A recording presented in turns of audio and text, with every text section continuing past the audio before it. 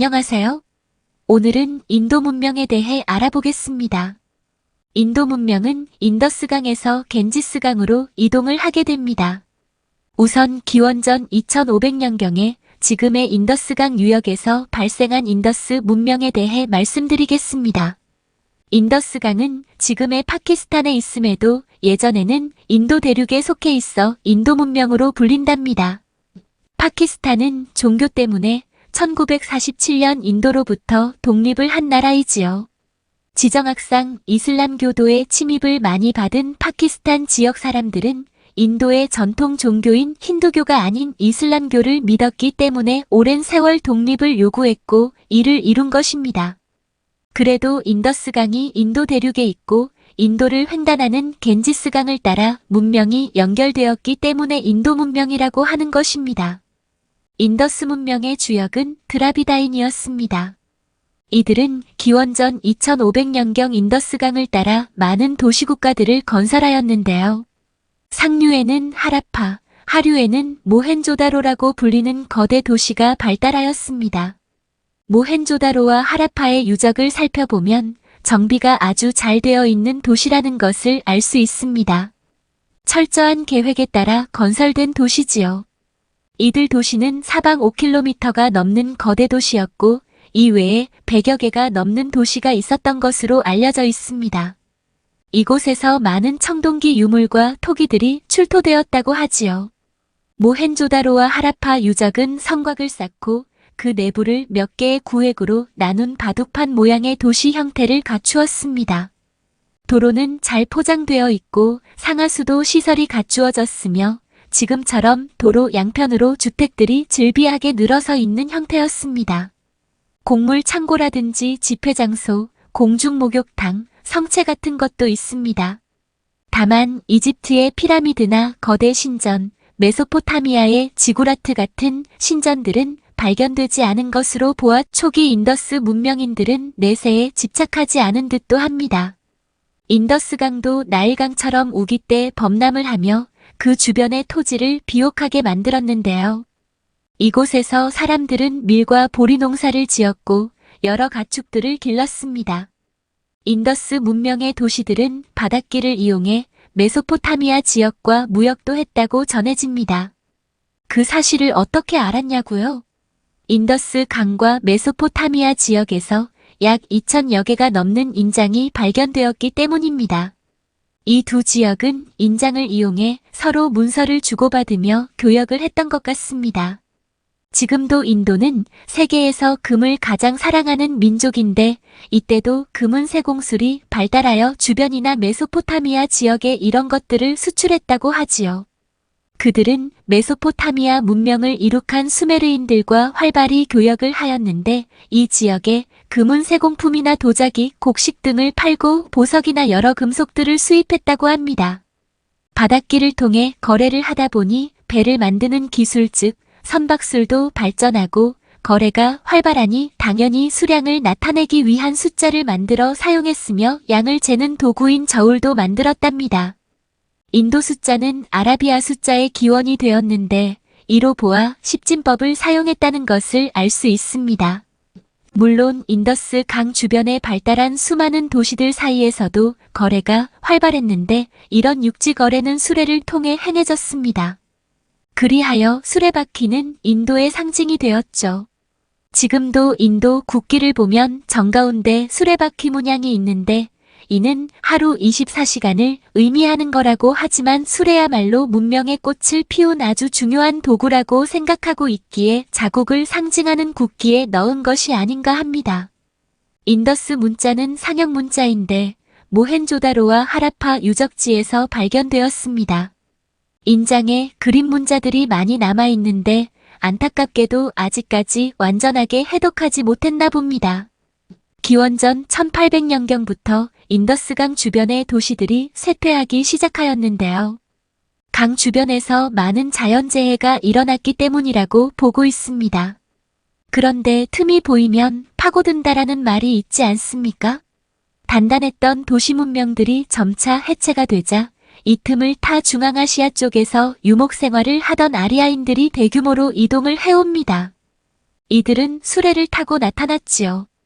드라비다인들에 이어 그 다음 문명을 이끈 아리아인들도 수레를 타고 나타났으니 인도의 국기에 왜 수레바퀴가 있는지 알겠네요. 아리아란 손님에게 잘해준다는 뜻인데요. 유목민들은 이동생활을 하며 여러 부족들을 만나 서로 도움을 주고받는 관계였기에 손님에게 잘해주는 것이 미덕이지요. 아리아인들은 유럽, 서아시아, 인도 등 동서남북으로 그들의 세력을 확장하였고 인도 쪽으로 이주해 온 아리아인들은 인더스강 북부인 펀자브 지방에 들어와 원주민인 드라비다인을 내쫓고 그곳의 주인이 됩니다. 유목 생활을 하던 아리아인들은 이곳의 농경 생활 즉 정착 생활에 곧 익숙해졌고 인구도 많아졌습니다. 이들은 일찍이 철기 문명을 받아들여 우수한 무기로 기원전 1000년경에는 인도 본토의 겐지스강 유역에 자리를 잡았습니다. 당연히 이곳에 살던 드라비다인들은 쫓겨나거나 그들의 하수인이나 노예가 되어 살아야 했습니다. 아리아인들은 겐지스 강 유역의 여러 지역에 도시를 건설하고 철제 무기로 그곳 드라비다인들을 굴복시켰습니다. 그리고 힌두 문자를 만들어 사용했습니다. 여기서 힌두는 인더스강 건너편의 사람들이란 뜻으로 곧 아리아인을 말한다고 볼 수 있습니다.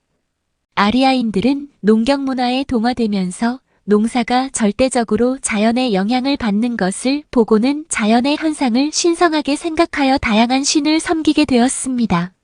자연과 자연현상들 하나하나가 모두 신이 된 것입니다. 이를 브라만교라고 하지요. 브라만교는 나중에는 힌두교로 불리게 되는데 기원전 5세기부터는 아리아인들의 브라만교가 드라비다인들이 믿는 자연신앙을 어느 정도 받아들이면서 힌두교라 했다고 합니다.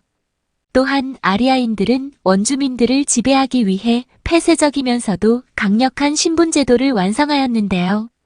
이것이 바로 카스트 제도입니다. 아리아인들이 스스로를 고귀한 사람들이라며 드라비다인들과 차별을 둔 것이지요. 그 고귀한 피에 혹여라도 드라비다인들의 피가 섞일까 염려하여 카스트 제도를 통해 이를 차단한 것입니다. 카스트란 말 자체가 포르투갈어로 혈액의 순수성 보존이란 뜻이라니까요. 집단이기주의가 만들어낸 최악의 신분제라고 할 수 있습니다. 카스트 제도는 크게 4계급으로 나눕니다. 제1계급은 브라만으로 사제계급을 말합니다. 브라만교의 여러 신들에게 제사를 지내는 일을 맡지요. 제2계급은 크샤트리아로 귀족과 무사계급을 말하는데요. 우리나라에서도 문신과 무신을 양반이라고 했잖아요.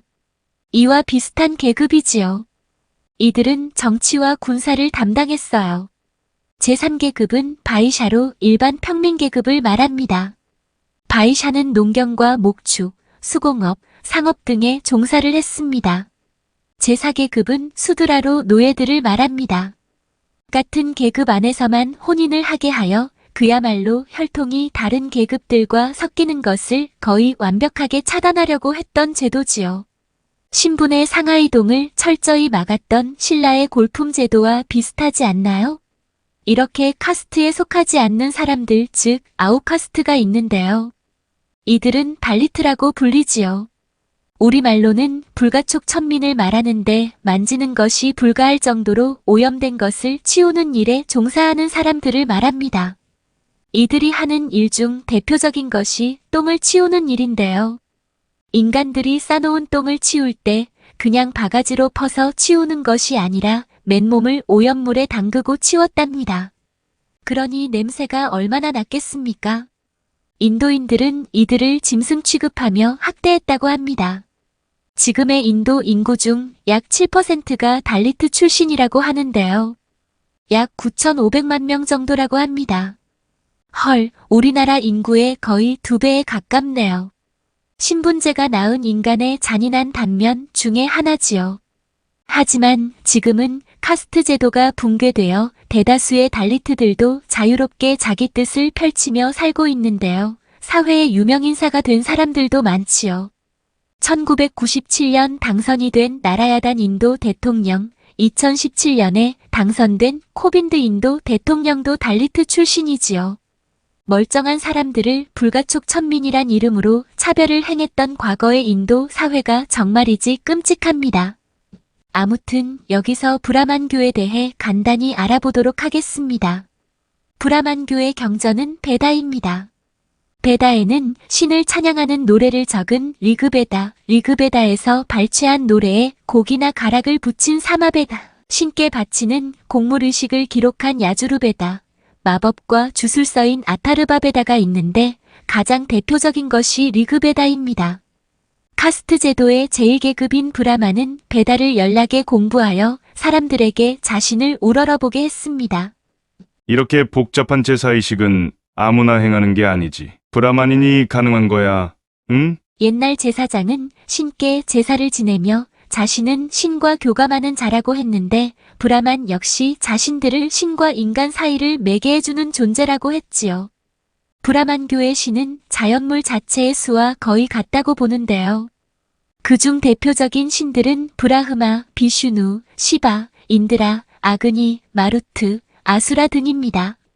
브라흐마, 비슈누, 시바는 트리무르티 즉 삼위일체 신으로 브라흐만이라고 하며 우주의 원리를 말한답니다. 브라만교의 대표적인 신들이지요.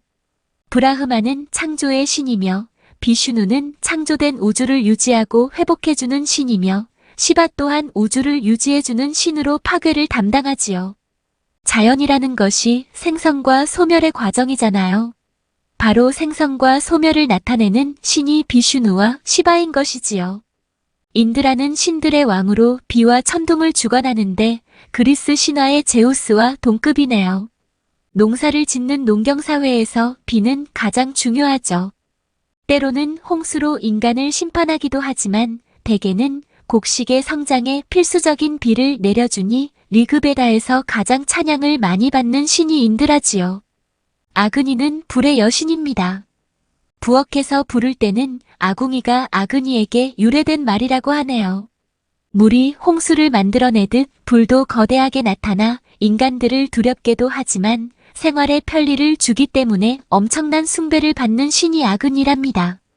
마루트는 바람의 신으로 무더위를 식혀줄 뿐만 아니라 구름을 모아 비를 내리게 하는 역할도 하므로 인도인들에게는 아주 중요한 신입니다.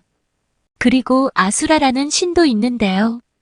인드라가 인간들에게 은혜를 베푸는 것에 반해 아수라는 인드라의 일을 방해하며 가뭄과 우박을 만들어내지요. 아수라는 매일 착한 신들과 전쟁을 합니다. 우리는 아주 지저분하게 어질러져 있는 곳을 아수라장이라고 하는데 전쟁터처럼 어지럽다는 뜻입니다. 앞에서도 말했지만 브라만교는 드라비다족의 신앙과 결합하며 기원전 5세기경부터는 힌두교라 불리는데요. 힌두교 하면 소를 숭배하는 것부터 떠올리는 분들이 있습니다.